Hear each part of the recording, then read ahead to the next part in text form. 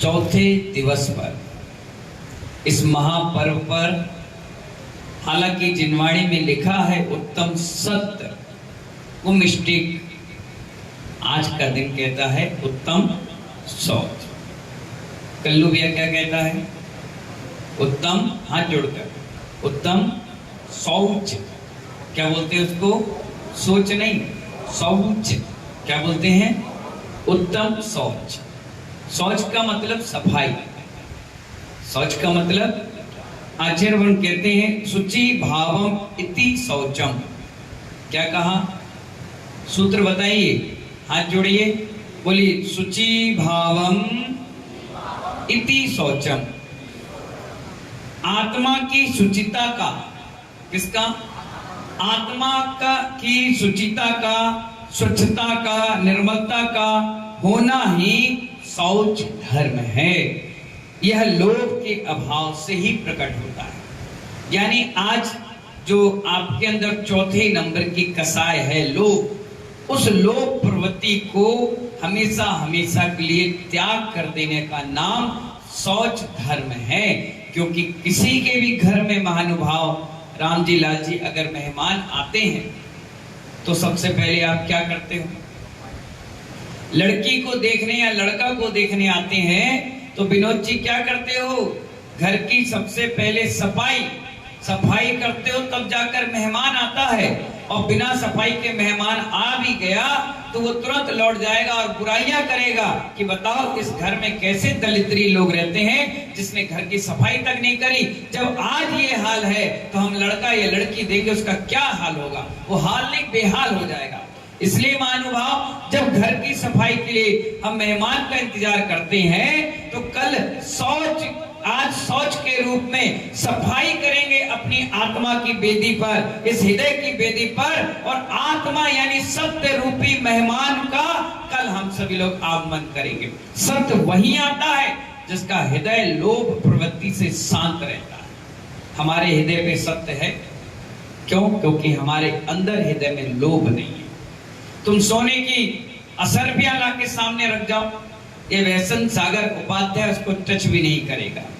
तुम बोरे के बोरे नोट लाकर रख दो, हम बिल्कुल टच नहीं करेंगे। क्यों? क्योंकि हमारे अंदर लोभ प्रवृत्ति नहीं है। और तुम्हारे अंदर इतनी लोभ प्रवृत्ति है, अगर एक का सिक्का डला मिले तो झुककर उठाना पसंद करते हो, लेकिन प्रभु को झुकना पसंद नहीं करते। ये गजब की लोभ की प्रवृत्ति है। आचार्य भगवान कहते हैं जो संत को चर्म चक्षु से देखते हैं, ये क्या है? चर्म चक्षु, चमड़े का है ना, तो चर्म चक्षु से देखते हैं, उनके मन में कई प्रकार के विकल्प उत्पन्न होते हैं। और जो श्रद्धा की आंखों से इन संतों को निहारते हैं महानुभाव, उनके सारे प्रश्न वहीं समाप्त हो जाते हैं। क्या हो जाते हैं कैलाश चंद जी? सारे प्रश्न समाप्त हो जाते हैं। इसलिए संत को पहचानने के लिए बुद्धि का कुआं नहीं, ब्रजभूषण जी हरियाणा वाले, संत को पहचानने के लिए बुद्धि का कुआं नहीं, हृदय के विशाल सागर की आवश्यकता पड़ती है। हृदय का सागर विशाल बना दो, आपको संत दिखेंगे, भगवंत दिखेंगे, उनकी सेवा भैया व्यक्ति दिखेगी। आचार्य कहते संत के शब्द और कृत के विषयों में चर्चा करना सरल है, लेकिन उनके रहस्यों को समझना बड़ा मुश्किल। कोई कहता है महाराज जी आपने अभी ये कहा था और कल ये बता रहे थे, परसों ये। मैंने कहा संत उलझी पहेली होते हैं राजेंद्र महाकाल। क्या होते हैं? उलझी पहेली होते हैं, इनको सुलझाना बड़ा मुश्किल काम है। जिसने सुलझा लिया वो फिर ग्रस्त में नहीं रहता, वो खुद संत बन जाता है। हमने सुलझा लिया इसलिए संत बन गए, आप उलझे हुए हो इसलिए संसार में हो। आचार्य कहते हैं हम मनुष्य होकर भी जानवर से गए बीते हो चुके हैं। लोभ प्रवृत्ति की चर्चा चल रही है, हम इंसान होकर के भी जानवर की तरह जीवन जी रहे हैं। जानवर पेट भरने के बाद दोबारा भोजन नहीं करता, रात्रि में भोजन नहीं करता, बार बार इधर उधर मुंह मारकर भोजन नहीं करता। आप देखिए जिनके गाय होगी घर पर, बैल होंगे घर पर, उनको सुबह भोजन दे दिया जाता है और पानी भर के रख दिया जाता है, शाम के फिर रख दिया जाता है और पानी भर के रख दिया जाता है। वो जानवर भी इतना समझदार है, 2 टाइम यानी 2 टाइम, तीसरी टाइम वो चिल्लाता भी नहीं कि मुझे भूख लग रही। और आप ऐसे महान भाव है, सुबह उठते साथ खाएंगे, मंदिर आने से पहले खाएंगे, मंदिर से जाने के बाद पेट भर के खाएंगे, और खाने के बाद दोपहर के फिर खाएंगे, शाम के फिर खाएंगे, रात के फिर खाएंगे, और रात में सोने के बाद भी बगल में 1 लोटा और जग पानी रख देंगे, कहीं प्यास लग गई तो हम इंसान हुए, जानवर से गए भी थे। आज का जो समय कह रहा है, समुद्र की आकांक्षाएं ज्यादा होती हैं, समुद्र की आकांक्षाएं असीमित होती हैं, इसीलिए उसका जल खारा होता है, और नदी में आकांक्षाएं नहीं होती, वो बहती रहती है, इसलिए उसका जल मीठा और पवित्र होता है। हमें लोभ प्रवृत्ति को हमेशा हमेशा के लिए समाप्त करना है। आज का कह रहा है भगवान महावीर स्वामी कह रहे हैं, अगर सत्य के दर्शन के लिए भीतर से लोभ कषाय को निकालकर आत्मा स्वच्छ और निर्मल कर दो, क्योंकि लोभ कषाय महानुभाव 9 और 10 गुण स्थान नहीं, 11वें गुण स्थान तक जाती है। यानी 1-2 गुण स्थान और पार करते ही आप भगवान बन जाएंगे। इतना बड़ा गुण स्थान आपका होता है, लेकिन किंचित लोभ मन में आते ही, विकल्प आते ही महानुभाव वो उतने बड़े गुण स्थान से साधक को नीचे धकेल देता है। इसलिए आचार्यों ने कहा इस लोभ प्रवृत्ति को सबसे पहले छोड़ देना चाहिए। क्या कर देना चाहिए? इसलिए महानुभाव आत्मा की शुचिता, स्वच्छता, निर्मलता का होना ही शौच धर्म है। इसलिए आचार्य रैणसार ग्रंथ में बता रहे हैं, शुचि भावम इति शौचम, आत्मा की पवित्रता ही शौच धर्म को अंगीकार करना है महानुभाव। इसलिए आचार्य कहते हैं, अगर आप पेट भरने के लिए पैसे कमाओ, कितना भरने के लिए? पेट भरने के लिए अगर पैसा कमाओ तो मुश्किल से मुश्किल दिन भर में 500 रुपए काफी है। नीरू भाई कितनी रोटी खाते हैं ममता? ये 4, कभी गिनी नहीं, गिनना कभी। 4 रोटी खाते होंगे, 3 खाते हैं। चावल ले लिया, नमकीन मीठा ले लिया, दूध ले लिया, जूस ले लिया, ड्राई फ्रूट ले लिया, और तो इससे ज्यादा कुछ नहीं खाओगे। फिर शाम के उतना ही खा लिया, उससे आधा भोजन कर लिया, बीच बीच में थोड़ा बहुत खा लिया। कुल मिलाकर अगर बाजार में विनोद जी सामग्री लेने आप जाओ तो 500 रुपए में बढ़िया 56 भोग की थाली मिल जाएगी। कितने में मिल जाएगी? जोर से बोलो। फिर भी महानुभाव 500 रुपए में तुम्हारा पेट भर जाता है। अगर घर में 10 सदस्य है तो 5000 रुपए, फिर भी हम 5 करोड़ की लाइन पे लग जाते हैं। किसकी? विनोद जी 100 गाड़ी आ गई, एक गाड़ी में 1000, तो कितने हुए दिन भर के? 1 लाख रुपए। अब आप दिन भर में 1 लाख कमा लेते हैं, फिर भी भूख शांत नहीं होती, लगता है 2-4 गाड़ी और आ जाए, 2-4 और आ जाए, 2-4 और आ जाए। ये तृष्णा, ये लोभ ऐसा ईंधन है महानुभाव, जितना आप डालोगे उतना जल जाएगा और उसकी भूख बढ़ जाएगी। कहा भी गया है, जितना व्यक्ति बूढ़ा होता है, उम्र बढ़ती है, वैसी उसकी लोभ और तृष्णा बढ़ती चली जाती है, जितना डालो। हालांकि व्यक्ति अगर 2 कर का मतलब यहाँ, अगर 2 कर से कमाए और पेट भरने के लिए कमाए तो इस पूरे विश्व से आपराधिक हिंसाएं जिंदगी भर के लिए समाप्त हो जाएंगी। राग देश कलुषित भाव, लोभ कसाय मायाचारी जिंदगी भर के लिए समाप्त हो जाएगी। अगर वो 9 कर की जगह 2 कर से कमाए, अगर नौकर के चक्कर में पड़ गया तो ना पेट भर पाएगा और ना पेटी भर पाएगी। हम पेट भरने के लिए अगर कमाए तो हमारी लोभ प्रवृत्ति समाप्त हो जाए। हम पेटी भरने के लिए कमाते हैं, इसलिए लोभ प्रवृत्ति बढ़ चुकी है, हमेशा बढ़ रही है, और ये कम होने वाली नहीं है, क्योंकि आपके हाथ में पैसा आ गया है। बताइए, जब आप गांव से आए थे तो क्या लेकर आए थे? कुछ नहीं, भाग लेकर आए थे, पुण्य लेकर आए थे, और पुण्य और भाग से तुम्हें मकान मिल गया टिंकू भाई, मकान से दुकान मिल गई, दुकान से गद्दी मिल गई, गद्दी से व्यापार मिल गया, व्यापार हो गया, संतुष्टि थी। आज इस डबरा से शीतल प्रसाद जी, अगर सभी की प्रॉपर्टी निकाली जाए और रख दी जाए और उसको ब्याज पर चढ़ा दी जाए बैंक में या पोस्ट ऑफिस में, तो आपकी 7 पीढ़ियां बैठकर खा सकती हैं, इतना धन आपके पास है। फिर भी महानुभाव चिंता इतनी भरी हुई है कि उस धन को सुरक्षित कैसा रखा जाए, रात रात कर नींद नहीं आती है। अगर कुत्ता भी वाह वाह कर दे तो आदमी उठ करके बैठ जाता है, देखो भैया कोई आ तो नहीं है। महाकाल कमरा अंदर है, फिर भी चौकीदार की तरह बाहर सोना पड़ता है, क्योंकि धन, वैभव, संपदा ये पुण्य से मिलती तो है, लेकिन चैन की नींद छीन लेती है। हमसे पूछो ना, हमसे पूछो नींद क्या चीज होती है। जैसी लोग सेवा करके जाते हैं, आराम से चटाई उठाई और एक करवट सो लेते हैं 4 घंटे, डू नॉट डिस्टर्ब। क्या कहा? ना मंडी की चिंता, ना मंदिर की चिंता, ना कमाने की चिंता, ना खाने की चिंता, ना कहां से आएगा चिंता, ये किसी प्रकार की चिंता नहीं। अगर चिंता हो भी तो सिर्फ वो चिंतन में बदल जाती है। किस में बदल जाती है?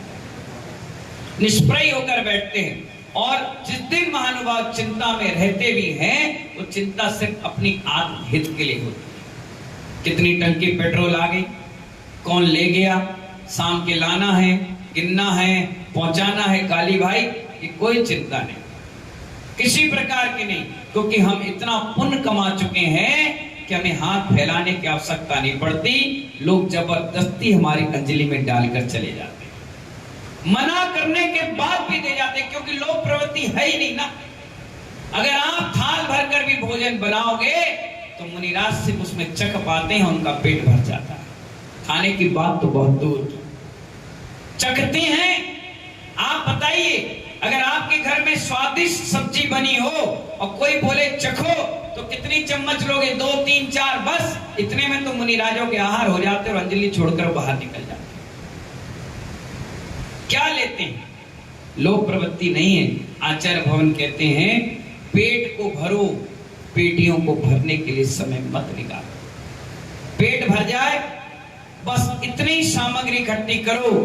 अगर पेटी को भरने के लिए सामग्री इकट्ठी करोगे तो नियम से, पाप क्रियाओं से पैसे कमाओगे। एक ईमानदार व्यक्ति अगर कमाएगा तो ज्यादा से ज्यादा 1000 रुपए, 2000 रुपए, और उसका घर उतने पैसे में पल जाएगा।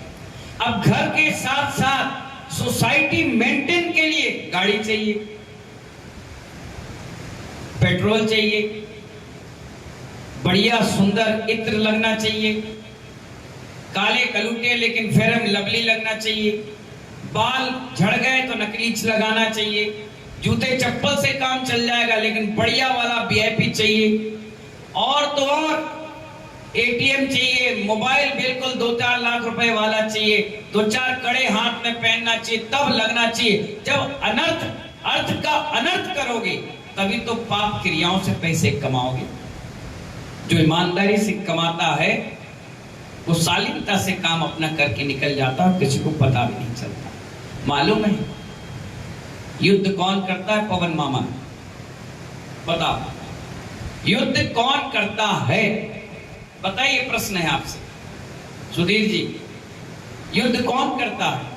केसी जैन साहब, टिंकू भाई, युद्ध सुमत जी मस्तूरा कौन करता है? कभी भिखारी नहीं करते। एक उदाहरण बता गोलू भाई, कभी कोई भिखारी जाकर अपनी भिखारियों की टीम बनाकर कहीं युद्ध कर रहा हो किसी राजा से? कौन करता है? हमेशा जिसके पास होता है वही युद्ध करता है। कभी भिखारी युद्ध नहीं करते। कभी भी इतिहास उठाकर देख लो, गुंडे कर लेंगे, मवाली कर लेंगे, बाहुबली कर लेंगे, सूरवीर कर लेंगे, राजा महाराजा कर लेंगे, चक्रवर्ती सम्राट कर लेगा, लेकिन महानुभाव कभी भिखारी युद्ध नहीं करता। वो संतोषी प्राणी होता है, और जो युद्ध करता है उसके पास अता होता है, वो दूसरों को लूटने में अपने जीवन खराब कर देगा। अगर मैं बता रहा हूं ना, अगर डबरा के लोग जो चुनिंदा 20-22 घर हैं बढ़िया धनाट, अगर उनसे कहा जाए कि 5 साल तक आप मंडी ना जाओ, तो भी उनके घर में चूल्हे बंद नहीं होंगे। क्या नहीं होंगे? फिर भी महानुभाव, मन दिल है कि मानता नहीं। क्या है?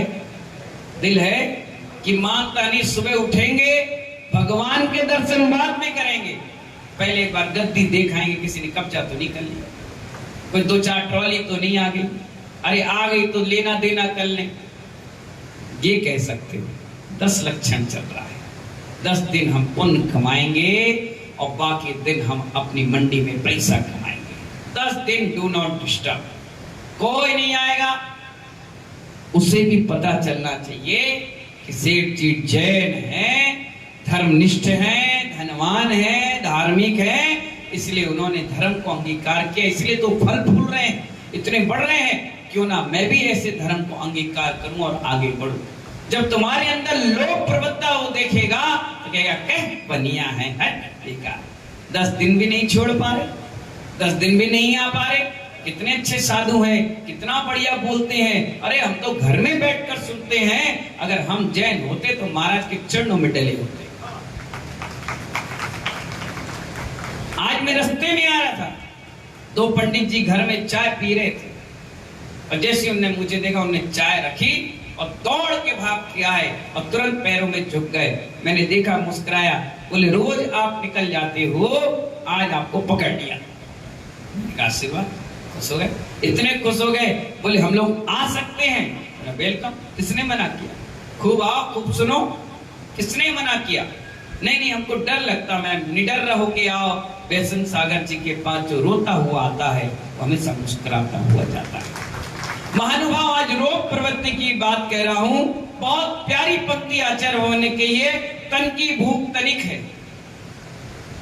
तन की भूख तनिक है, 1 पाव या सेर।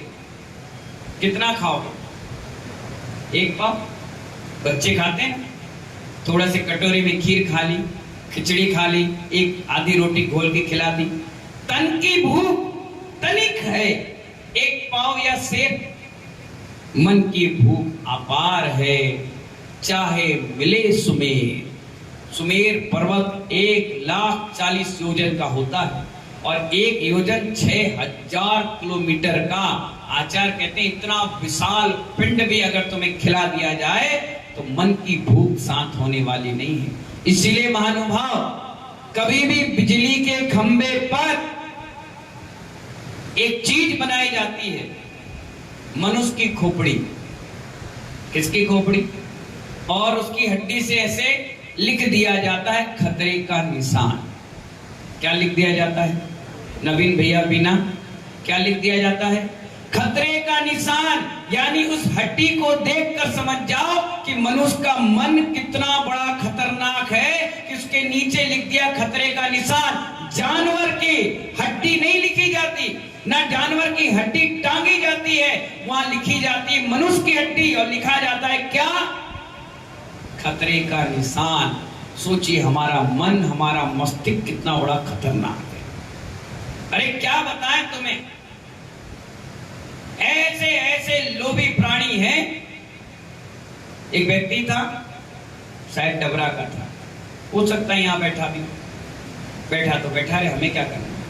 लोभ तो लोभ है, सुनना भी पड़ेगा और सुनना भी पड़ेगा।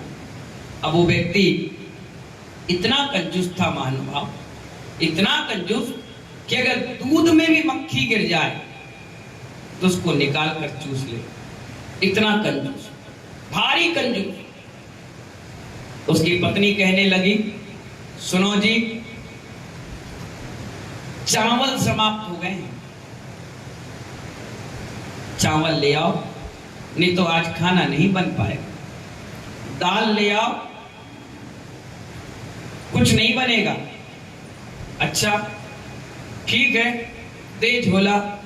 उन्हें झोला लिया, अपने बच्चों को लिए 3-4, बोले बेटा जाओ, ये डबरा की मंडी है, सब जगह जाओ, कहना पापा को 100 बोरे चावल लेना है, जितने भी वैरायटी के थोड़े थोड़े सैंपल दे दो। बच्चे बोले ठीक है। बाहर मंडी में जाकर वो बैठ गया। बच्चे गए, राम जी लाल जी कितने प्रकार के चावल हैं? बोले क्यों? बोले पापा बोले सब प्रकार का थोड़ा थोड़ा सैंपल लाओ, 100 बोरे लेना। अच्छा। राम जी लाल ने अपना पैजामा ऊपर किया, अभी आता हूं, और एक में खुरपा लगाया, 28 नंबर लिखो भैया 100 बोरी का ऑर्डर, 26 नंबर, 38 नंबर, सब दे दे। बोले हाँ, 1-1.5 किलो चावल इकट्ठा। उन्हें बोला ले जा। कब आएंगे तेरे पिताजी? बोले अभी आते ही है बस। अच्छा ठीक, ले गए। वो गए सीधे विनोद जी के यहाँ। विनोद बाबूजी पापा 100 बोरा चावल लेने हैं, सब दे दो। ऐसे करते उन्हें 50 दुकान से ले आई, महीने भर का जुगाड़मेंट हो गया। लाए झोला, सब बच्चे भर भर के, पिताजी ने सबको मिक्स किया और अपनी धर्मपत्नी को दिया, ये लो 1 महीने तक तुम डू नॉट डिस्टर्ब, हमें डिस्टर्ब नहीं करोगे, ये रखो। चावल आ गई, दाल आ गई, काम खत्म। बोले तेल? बोले हाँ, ये तो भूल ही गए, ला डब्बा दे, 2-3 दे देना। उन्हें 5-5 लीटर के पकड़ा दी, जाओ। वो लेके गए और गए किराने वालों के पास, शीतल प्रसाद जी के पास। लो भाई साहब, डब्बा भर के तेल तोल दो। मैंने कहा ठीक है भाई साहब। 6 लीटर 8 लीटर जो भी आता भरा। भरने के बाद बोले लो भाई साहब 650 रुपए हो गए। अच्छा भाई साहब मैं पैसे भुलाया। उन्हें डब्बा रख लिया। बोले ले आना तो ले जाना। बोले नहीं, आप तो डब्बा वापस कर दो, तेरी खाली कर दो, हम पैसे लाएंगे तभी ले जाएंगे, हम ऐसे काम नहीं करते। अरे भाई डब्बा रहने दो, पैसे लाना, डब्बा नहीं, आप तो खाली कर दो, खाली करो। अब बेचारे शीतल प्रसाद ने डब्बा खोला, उल्टाया, 5 मिनट तक देखते भाई साहब जल्दी दो मुझे जाना है। उन्हें डब्बा दे दिया। 5 दुकानों में गए, घर में उसको कटोरी में उल्टा किया, 100-150 ग्राम तेल बच गया। पत्नी को कह लो तेल भी आ गया, 1 महीने इसमें काम निपटाओ, ये रखी तुम्हारी दाल, ये रखी तुम्हारी चावल, बनाओ और खाओ। बच्चे बोले पापा नहा तो लिए बिना साबुन के, अब तेल कहां से लगाएं? बोले चलो मेरे साथ। बोले चलो भैया। बहुत सारे छोटे छोटे बच्चे खेल रहे थे, उन्हें देखा, हाँ मिल गए, बढ़िया। एक काम करो, दिख रहे ना ब्यूटी का लड़का, बहुत तेल पिचर के आया है, चिपका गया है, जाओ एक काम करो, उससे जाके चिपक जाओ और अच्छे से रगड़ लो। ठीक है पापा। बच्चे तो बच्चे नादान होते हैं, ना समझ होते हैं, गए और चिपक गए। लड़कियों को बोले जाओ डायमंड की लड़कियों से चिपक जाओ, बहुत तेल पोत के आई, सब रगड़ लिए। पापा बोले जाओ, 1-8 हफ्ते नहीं लगाना, जाओ। ऐसी कंजूस प्रवृत्ति की, ऐसी लोक प्रवृत्ति की कहां ले जाओगे, कहां करोगे और कहां रखोगे? महानुभाव, ये पैसा यहीं धरा ले जाएगा। 3 चीजें होती है धन की। दान, पहली क्या होती है? जोर से बोलो। दान। दूसरा भोग, अच्छा खाओ पियो रहो बढ़िया। और तीसरा उसकी गति होती है नाश। क्या होती है? नाश। अगर नहीं खाए पिए, नहीं भोग कर पाए, रखे रहे, अचानक अटैक आ जाए, मर गए, एक्सीडेंट हो जाए, कोई लूट के ले जाए, चला जाए, कोई भूकंप में चले गए, एक्सीडेंट में मर गए, क्या बचा? कुछ नहीं बचा। सारे के सारे रिश्तेदार कब्जा कर लेंगे, जिंदगी भर रुपया जमा कर करके आप भर गए, लेकिन उसका भोग नहीं कर पाए तो नाश हो जाएगा। इसलिए आचार्य कहते हैं खाया पिया अंग लगेगा। क्या बोले? खाया पिया अंग लगेगा, दान दिया संग संग चलेगा। खाया पिया, बल्ली भाई क्या कह रहे? खाया पिया अंग लगेगा, दान दिया संग संग चलेगा, और दान ना दिया तो जंग लगेगा, और कुछ ना किया तो नियम से भुजंग बनेगा। जितने घर में सांप निकलते हैं ना, हो ना हो, वो तुम्हारे पूर्वज हैं जिन्होंने गाड़ कर चले गए, सुख नहीं भोग पाए, तो मरने के बाद सांप बनकर उसकी रक्षा कर। अगर जिंदगी भर सांप की तरह बैठना हो और ऐसे ही रहना हो, तो महानुभाव आप एज यू लाइक अपनी जिंदगी जी सकते हैं। आचार्य भवन कहते हैं तृष्णा बढ़ जाती है तो पराई संपदा को भी अपने बनाने में व्यक्ति कब्जाने में शर्माता नहीं है। जैसे विफोर, हवाला, चारा घोटाला, सीमेंट का, तोप का, बंदूक का ना जाने कितने कमीशन खाकर बैठ जाता है, उसका हाजमा भी कितना मजबूत हो जाता है। आचार्य भवन कहते हैं इसलिए भिखारी हमेशा युद्ध करते हैं, भिखारी कभी युद्ध नहीं करते हैं, हमेशा राजा, सम्राट, महाराज लोग युद्ध करते हैं, क्योंकि उनकी तृष्णा बढ़ चुकी है, इतनी बढ़ चुकी है महानुभाव, कितनी कोशिश कर लीजिए आप, वो तृष्णा समाप्त नहीं होने वाली। यहाँ तक कि दुकान आदमी बंद कर देगा और अचानक से 2, 5, 10 रुपए का ग्राहक भी आ जाएगा तो खोल कर उसको भी सामान देने में हिचकाता नहीं। मेडिकल की बात अलग है, वो इमरजेंसी है, लेकिन किराना व्यापारी, कपड़े का व्यापारी, सराफे का व्यापारी, और कई बार इस लोभ के चक्कर में कई लोग लुट भी जाते हैं, पिट भी जाते हैं। मालूम है, बंदूक लेकर के लोग खड़े हो जाते हैं तुम्हारे सामने और झोला खींचने के चक्कर में अपनी जान तक आदमी हाथ धो बैठता है। कुछ लोग लोभ प्रवृत्ति छोड़ देते हैं, ले जा भी ले जा, हम फिर कमा लेंगे, तो बच जाते हैं। और जिनने थोड़ा बहुत भी 19-20 किया तो ठनाए गोली मारी और जीवन लीला खत्म। अब बीवी जिंदगी भर विधवा की तरह जी रही, बच्चे अनाथ की तरह जी रहे, और कर लो 1-2 लाख रुपए का लोभ। अगर वही पैसा जमा करते, शांति से रहते, तो जीवन अच्छे से गुजरता। इसलिए कहा गया सरकार ने रिटायरमेंट का समय 62 वर्ष का, क्या का समय। अब आप धर्म दान करिए, पूजा पाठ करिए, अपने जीवन को खराब मत करिए, क्योंकि जीवन भर व्यक्ति पैसा कमाता है, किसके लिए? मकान और दुकान बनाने के लिए। किसके लिए? जिंदगी भर पैसा कमाता है घर परिवार के लिए और शरीर पे ध्यान नहीं देता। अब 60-70 साल के बाद वही पैसा अपने शरीर को बचाने के लिए खर्च करता है, उसी शरीर को बचाने के लिए। क्यों तुमने युवा अवस्था में ध्यान दिया नहीं, जवानी में भूल गए और दे धमाधम पैसा। कई कपड़े के व्यापारी, सराफे के व्यापारी सोच और लघु शंका रोक कर बैठते हैं, अगर ये चला गया तो ये अभी अंगूठी पार कर जाएगा, अब ये नेकलेस ले जाएगा, ये चेन उठाकर ले जाएगा। कई लोग अगर गद्दी में बैठ गए और ग्राहक आ गए तो वो लघु शंका सोच भी नहीं जाते, उनकी हालत देखना। और कई कपड़े के व्यापारी ऐसे हैं जिनके अंदर लोभ प्रवृत्ति ऐसी है कि 11-11, 12-12 बज जाता है, चाय पी के और पानी पीकर, जूस पीकर दुकानदारी करते हैं और रात में आकर के 2 रोटी खाते सो जाते हैं, सुबह फिर कमाने में लग जाते हैं। ऐसा शरीर तोड़ करके पैसा कमाने का क्या मतलब? जब पैसा आ जाता है तो पता चला लीवर खराब हो गया, किडनी खराब हो गई, हार्ट पे ब्लॉकेज आ गया, कमर और घुटने बोल गए। अब क्या कर रहे हो? जो इतनी मेहनत करके कमाया आपने, आप उसको शरीर को बनाने के लिए खर्च कर रहे हो। आचार्य भवन इसलिए तो कह रहे हैं यहाँ पर कि लोभी को सुमेरु पर्वत के बराबर भी सोने का पहाड़ दे दो। कितने? 1 योजन कितने किलोमीटर का? 6000 और 1,40,000 योजन। आचार्य भवन कह रहे हैं सोने के बराबर पहाड़ भी दे दो मेरु पर्वत के बराबर, तो भी उसकी तृप्ति नहीं हो सकती, क्योंकि उसके अंदर लोभ प्रवृत्ति आ चुकी है। पिट जाते हैं चोर, इतने डंडे पड़ जाते हैं, बेइज्जती हो जाती है, फिर भी लोभ प्रवृत्ति समाप्त नहीं होती।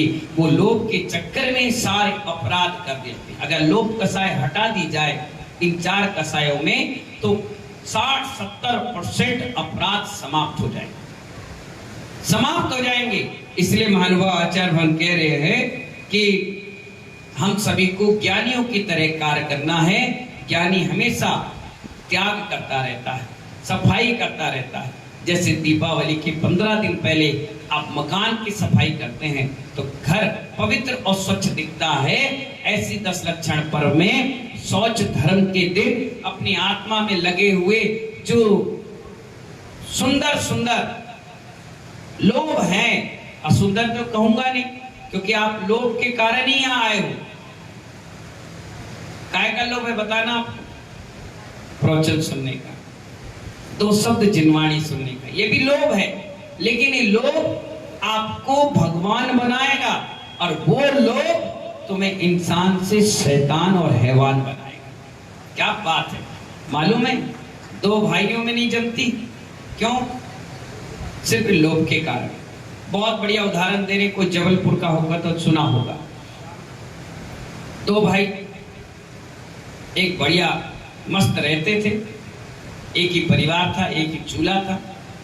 घटना घट गई तो बड़ा भाई, ये छोटा भाई क्या हो गया? एक्सपायर हो गया। बहुत ही 2-2.5 साल का बच्चा था।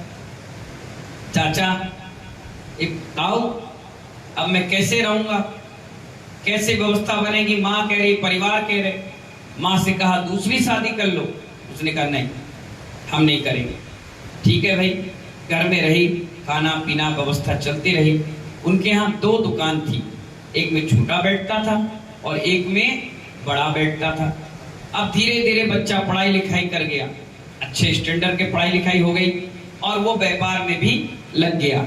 उसके ताऊ ने कहा चलो तुम हमारे साथ व्यापार का हुनर सीखो, कैसे ग्राहक को टैकल किया जाता है, कैसे लिया दिया जाता है, कैसे खरीदी बिक्री। जब तक कोई मन में कोई विकल्प नहीं था, बिल्कुल मस्त प्रेम से इसमें से रह रहे थे। नींबू की एक बूंद ही पूरे दूध को फाड़ देती है, कटोरा भर के डालने से काम नहीं चलता। अब तो प्रवृत्ति तो लोभ की है ही, धीरे धीरे पनपती है, दीमक की तरह हमारे श्रद्धा के महल को खा जाती है, आत्मा के सारे अच्छे प्रदेशों को समाप्त कर देती है। बढ़िया चल रहा था, अचानक से एक दिन जो ताई थी वो कहने लगी अपने सेठ जी से, सुनो इसको कब तक अपन बैठा के खिलाएंगे? उसने कहा क्या हो गया? भाई 2 भाई थे, एक हिस्सा उसका था, एक हिस्सा अपना था। यही समझो कि एक हिस्सा का दे रहे। नहीं, आप मेहनत करते हो, बताओ शरीर का ध्यान नहीं रखते हो, 24 घंटे लगे रहते हो। वो सुबह आता है, शाम के आता है, बस दिन भर घूमता फिरता है। एक काम करो, दुकान के 2 हिस्से करो, एक हिस्सा उसको दो, एक हिस्सा अपन रखो, कमाए खाए, कब तक देंगे? ठीक है, ताऊ होशियार थे और पत्नी का सुनो, जो पुरानी गद्दी है ना वो तुम लेना और नई गद्दी में इसको बैठाना। ठीक है, जिसने महिलाओं की सलाह मान ली उनके घर बर्बाद होने ही होना है, होने ही होना है। इसलिए कहा जाता है, कई बुजुर्ग कहते हैं कि बुजुर्गों के बातों में कभी महिलाओं को दखल अंदाजी नहीं करना चाहिए, नहीं बोलना चाहिए। महिलाओं की बुद्धि वहीं तक होगी जहां तक उनकी सोच है। जेंट्स की बुद्धि विशाल होती है, हृदय अच्छा होता है, उनके अंदर कोई चापलूसी बुद्धि नहीं होती और भाई के प्रति प्रेम तो हमेशा था, है और रहेगा। खून का रिश्ता है महानुभाव। महिलाओं की बातें सुनकर दूसरे दिन वो अपने भतीजे से कहा, सुनो भाई अब हमने सोचा है कि तुम्हारे लिए एक दुकान खोल दे। अब देखिए, महिला तो कह दी कि तुम हटा दो, लेकिन भाई का दिल देखिए, उसने क्या कहा? उसने क्या कहा चाचा ने, उसके ताऊ ने, कि देखो भाई हम तुम्हारे नई दुकान करना चाहते हैं। तुम्हारे पिताजी अंतिम समय बोल कर गए थे कि इसको पैर पर अच्छे खड़े करके ही छोड़ना, वैसे नहीं। तो देखो वो दुकान नए मार्केट में खुली है ना, तो उसमें तुम व्यवस्था बना लो और जैसा भी चाहिए हो माल वाल तो अपन से ले जाना। बेटा बोला ठीक है। तब उसके अंदर तो विकल्प ही नहीं था, छोटा सा लड़का, ठीक है बताओ कौन सी दुकान। ले गए, साफ सफाई करा दी। वो दुकान थी 100 बाई 100 की, ये मिली 10 बाई 20 की। अब छोटी है, अरे हम भी छोटी से बड़ी बने, करो अपने आप धीरे धीरे। ठीक है भाई, बैठ गया, टेबल फर्नीचर कुर्सी सब लग गई, माल वगैरह भी ताऊ ने बिलवा दिया, चालू हो गया काम। कहा जाता है ना, किस्मत का लिखा कौन कहाँ ले जाएगा। जिसके भाग में लिखा होता है उसी का चेहरा देखकर पैसा मिलता है। नहीं लिखा होगा, कटोरा लेकर पूरे जहां में घूम लेना, नहीं मिलेगा तो नहीं मिलेगा। एक राजा था और उसने सोचा आज कुछ अच्छा काम करें। एक साधु मिले, उन्होंने कहा सुनो अपनी कमाई का पैसा दान करना। उसने कहा अपनी कमाई का मतलब इतना धन दौलत मेरे ही तो है। बोले नहीं, ये तो लोगों से छीना झपटा और डर धमका के कर्ज से लिया गया, ये इससे नहीं होता। बोले अपनी कमाई का मतलब कटोरा लो और मांगने जाओ, कटोरा लो और मांगने जाओ, शाम तक जो मिल जाए वो दान करना, तब तुम्हें पुण्य मिलेगा। मैंने कहा ठीक है। अब राजा कटोरा लेके निकल गया पब्लिक के बीच में। सुबह से शाम तक कोमल चंद जी एक चवन्नी भी किसी ने नहीं दी, एक चवन्नी भी उसको नहीं मिली। और रोने लगा, बिलखने लगा कि मैं राजा, मैं इतने बड़े साम्राज्य का अधिपति, और मुझे एक कटोरे में कुछ नहीं मिला। तभी एक भिखारी मिला। बोले राजा क्या कर रहे हो? बोले भैया साधु ने कहा है कि अपनी कमाई का दान करना। तो बोले यहाँ क्या कर रहे हो? बोले हम भीख मांग रहे हैं कि कोई तो कुछ दे दे। बोले देखो सुबह से शाम तक मैंने 2 रुपए कमाए हैं, एक काम करो, एक तुम ले लो, एक मैं ले लेता हूँ। वो 1 रुपए लेकर साधु के पास गया और कहने लगा साधु महाराज अब 1 रुपए का क्या करूं? बोले अब तुम्हें 1 रुपए की कीमत समझ में आएगी, कैसे तुम लोगों को लूट लूट कर अपना खजाना भर कर रखते हो। आज समझ में आएगी कि मेहनत की कमाई किसे कहते हैं। अभी तक तुमने तलवार के जोर पर कमाया था, अब पुण्य के जोर पर कमाओ। जब 1 रुपए कमाओगे तब तुम्हें औकात समझ में आएगी कि ये पैसे का व्यापार कितना बड़ा तैयार। ये तो तुम्हारे बाप दादाओं ने तुम्हें गद्दी दी है, उनसे पूछो जो जमीन से उठ करके ऊपर पहुंचे। तो महानुभाव पुण्य था अपना अपना। लड़का बैठा, यंग था, स्वभाव बहुत प्यारा था, सरल था, और आत्मिकता लोगों की जुड़ गई और एक संवेदनशीलता जुड़ गई कि इसके पिता नहीं है, बच्चा है। लोग जो दुकान यहाँ पर 1 लाख रुपए का रोज का उसकी गले में पैसे आते थे, वो धीरे धीरे ग्राहकी कहाँ चली गई। लोग आए दुकान पर, आओ भाई नहीं दिख रहा, अरे उसकी दुकान खुल गई, नहीं कहाँ? बोले उधर मार्केट में। अच्छा क्यों कुछ चाहिए था? नहीं नहीं। गए और भाई साहब साड़ी दिखाना, पैंट शर्ट दिखाना, सफारी दिखाना, अंडरवेयर बनियान दिखाना, मच्छरदानी देना, चाहिए बेडशीट देना, चलने लगी। अब आओ दिन भर बैठे बैठे 1 से 90, 90 से 80, 80 से 50, 50 से 10, 10 से 5,000 पे आ गए। नौकरों का खर्चा ना निकले। पत्नी के पास जब बैग लेके जाए, बोले ये क्या लेके आए, क्या हो गया तुम्हें? मन लगाओ, कल से मैं चलूं क्या दुकान पे, मैं बैठूं क्या? वो भी बैठी, तब भी पैसे उतने ही आए। पड़ी। और महिलाएं जब दुकानों पे बैठ जाएं तो उनका दिमाग फिर चलने लगता है, ग्राहक को बुलाना, रिझाना, बोलना। अब महिलाएं बैठ गई, अब कितना दिन भर 100 आए, 200 आए, 500 आए, और कुड़े चले उस दुकान को देख के, वहां भीड़ लगे। साला हमारे सामने पैदा हुआ, हमने चड्डी पहना सिखाया, हम ही से देखो कंपटीशन कर रहा है, हमारे जैसा सामान बेच रहा है। चाचा को कह रही है अपने पति को, कल से अपनी दुकान से माल देना बंद कर दो। लाएगा कहां से लाएगा? लड़का भी होशियार था, वो चला गया ग्वालियर, वो चला गया जबलपुर, वो चला गया भोपाल, जहां उसको जाना वहां से सामान लाए। अब धीरे धीरे जब पैसा आता है ना तो दिमाग भी वैसा चलने लगता है। आने लगा, उसने अपनी बंदोबस्त कर ली, सुंदर लड़की से उसकी शादी हो गई। ये सीधी बात है, अच्छी नौकरी तो अच्छी छोकरी, और अगर अच्छी छोकरी ले आओ तो भरोसा नहीं अच्छी नौकरी मिल जाए। क्यों काली भाई? अच्छी छोकरी नौकरी तो अच्छी छोकरी, बस लड़की मिल गई, शादी ब्याह हो गया, एक सुंदर सा लड़का भी हो गया। 4-5 साल 8 साल उसकी दुकान करते हुए समय भी बीत गया। एक दिन चाचा का दिमाग फिर गया, लालच बुरी बला है ना। उसने कहा रोज के रोज वही 2,000 5,000, कहाँ लाखों में खेलते थे, कहाँ हजारों दान करते थे। अब कुछ नहीं बोली हो तो मुंह लटका के बैठे हो, लड़का ताव में 1 लाख 2 लाख 50,000 दो, बढ़िया दान करो, उसका नाम, उसका फोटो, उसकी सेंसाई, उसकी सब कुछ। अब उसने क्या किया, प्लानिंग बनाई। बोले रोज रोज ये पत्नी सुनाते रहती है, साला किससे ही निपटाओ, खत्म करो। हकीकत की घटना है, हकीकत की, ध्यान रखना, आपके बीच के लोगों की है। इसलिए मैं आपसे कह रहा हूं कि अगर ऐसी घटनाएं आपके घर में घट रही तो समझदार के लिए सारा काफी है, बच जाओ, अभी भी बच जाओ। इन महिलाओं के सुने हुए बातों पर कभी यकीन मत करो। अब बस उसने अपने भतीजे को बोला, सुनो भाई, कभी दुकान हो जाता नहीं था। गया भतीजे, हाँ भाई, हाँ चाचा, बताओ क्या करना है? अरे यार एक लॉट का माल मिल रहा है। अच्छा कहाँ मिल रहा था? है पास में, गांव में है। उसने खरीदा, उसको नहीं जमा। अपन को 10-20 रुपए सस्ता मिल जाएगा, अपन उठा लाते हैं। आधा तू ले लेना और आधा मैं। ठीक है, तो कब चलना है बताओ? 2 दिन बाद चलेंगे। ठीक है, तो एक काम करना, तू गाड़ी मत लाना, गाड़ी मैं लेके चलूंगा। ठीक है, तब चलो। 2 दिन बाद आए तो अपनी पत्नी बच्चों से मिल गए। बोले जा रहा हूं मैं बाहर, आज संडे छुट्टी है, शाम तक या कल सुबह तक आ जाऊंगा। बच्चा बोला पापा आ जाना, मेरा जन्मदिन है कल। अरे बेटा बहुत अच्छे से मनाएंगे, मम्मी से ले लेना सामान वान जो लाना है, बढ़िया। ठीक है, भतीजा चढ़ा गाड़ी पे, चाचा ने गाड़ी चलाई और ले गए गार्डन पर।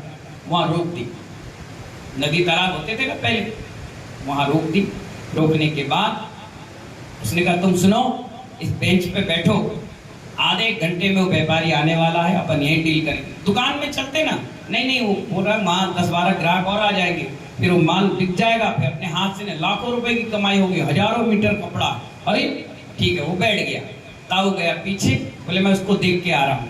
और गया और वहां से एक उठाया पत्थर, उसके सर पे मार दिया, धाक। वो गिर के सीधे तालाब में।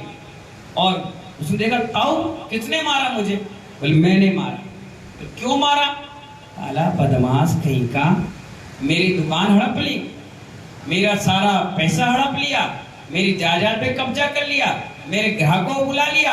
कौन सा मंत्र फेर रहा था? मेरी पत्नी तेरी ताई बताती थी रोज रात के तू नींबू मिर्ची हवन ये वो है मुझे कर रहा था। अब बताता हूँ। और पत्थर पे पत्थर मारा जा रहा, पूरा शरीर लहूलुहान हो गया, चेहरा पूरा चपट गया।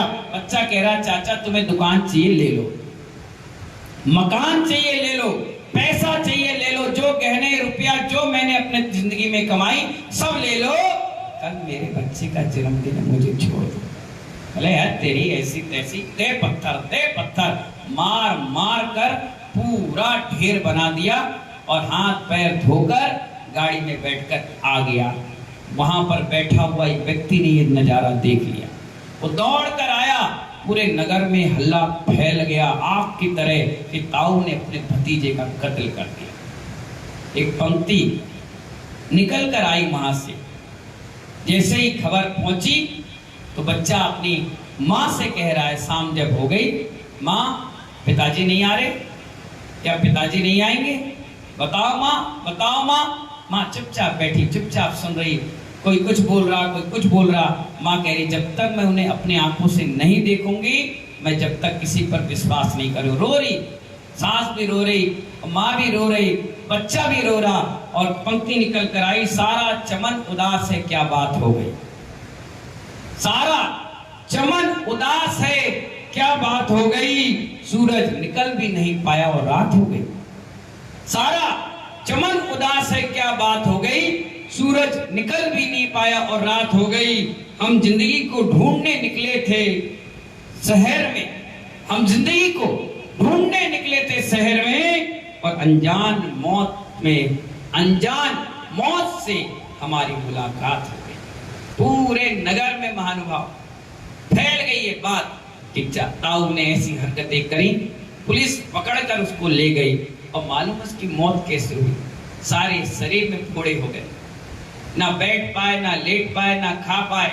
पत्नी बच्चे सब थू थू करे और दुनिया के लोग उसको बद्दुआएं दे। पूरा शरीर सड़ गया, गल गया, ना पैसा इसका रह पाया, ना पैसा का भोग वो कर पाया। और क्या हुआ? दान की गति 3, दान, भोग या नाश को प्राप्त हो गया।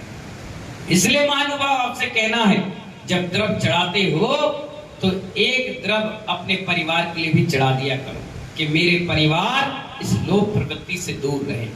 जब भी अभिषेक करते हो एक कलश और एक अभिषेक कर दिया करो कि हे प्रभु, जैसे आपके शरीर को छूकर जल कुंदन और पवित्र बन जाता है, हमारी आत्मा में लगे हुए लोभ प्रवृत्ति भी हमेशा हमेशा के लिए छूट जाए। हमारे हृदय से कभी भाई के लिए ऐसे शब्द ना निकले, कभी माँ बहन के लिए शब्द ना निकले कि आप अपनी प्रॉपर्टी, आप अपना पैसा नहीं महानुभाव, ये पैसा तो हाथ का मैल है, ये कभी किसी का नहीं हुआ। लक्ष्मी हमेशा खड़ी होती है, सरस्वती हमेशा बैठी होती है। आज भाग है तो है और कल नहीं है तो चली जाएगी। कोई किसी को पकड़ कर नहीं बैठा। आज पुण्य है, योग है तो सब कुछ है, और नहीं होगा तो 2 मिनट में धराशायी हो जाओगे। इसलिए महानुभाव अपने व्यवहार को, अपने कुटुंब को संभाल के रखिए। लोग कहते हैं कि मुट्ठी बंधी हो तो हर हाथ एक दूसरे का साथ देता है, और उंगलियां अगर अलग अलग हो तो कोई भी उसको तोड़ देता है। इसलिए महानुभाव अपने हाथ को अच्छे मजबूत बनाए, अपने परिवार को हमेशा मजबूत बनाए। कोई कमजोर दिखे तो 4 अगर भाई और 1 कमजोर दिखे तो 3 मिलकर उसको स्टैंड करे कि भाई तेरी बदनामी नहीं है, तेरे साथ साथ हम सब की बदनामी। इसलिए महानुभाव पंचम काल है, इसका असर ऐसा है कि 3 है भाई, एक के पास सब कुछ है तो 2 कंगालों की तरह जिंदगी जी, और 2 के पास सब कुछ है तो 1 कंगाल की तरह जी रहा है। और कभी तीनों के पास है तो तीनों की भावना ही नहीं है एक दूसरे से बोलने की, शांति से रहने की, आपसी में कलह और क्लेश लगा हुआ है। इसलिए आज एक लोभ प्रवृत्ति कह रही है कि इस लोभ प्रवृत्ति को हमेशा हमेशा के लिए छोड़ दो। जब कहते हैं ना अर्घम निर्वपामिति स्वाहा, तो लोभ को भी कह दो कि स्वाहा। अब दोबारा हमारे जीवन में लोभ प्रवृत्ति ना आए। इन्हीं मंगल भावनाओं के साथ जय बोलिए 10 लक्षण महापर्व की